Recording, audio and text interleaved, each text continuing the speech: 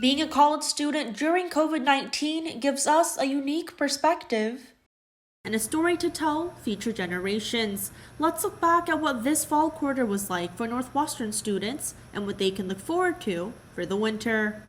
With underclassmen asked to stay home for the fall, only about half the student body was in Evanston. Our estimate is between kind of 4,000 and 4,500 were likely here.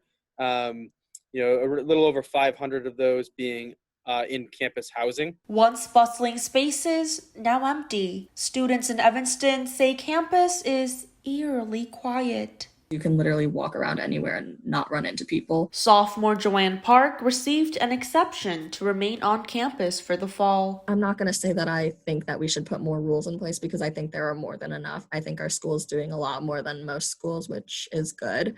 But I do know the rules are what you make of them. And while this wasn't Park's ideal sophomore year fall, I didn't ever go to the library actually. And that's weird because last year I was there every day. She made the most of the new normal. It's not exactly what I had planned or what I wanted to happen, but I'm definitely still grateful that I was able to be on campus during the fall. But while Park appreciates NU's efforts to protect students and the student experience, she says there are some loopholes. You can make all these rules. It doesn't mean people are going to follow them. To Park's relief, NU has modified some safety guidelines for the winter. Everything we did for fall, we're looking at again for the winter. Winter quarter will begin with the 2-stage modified quarantine from January 3rd to the 17th.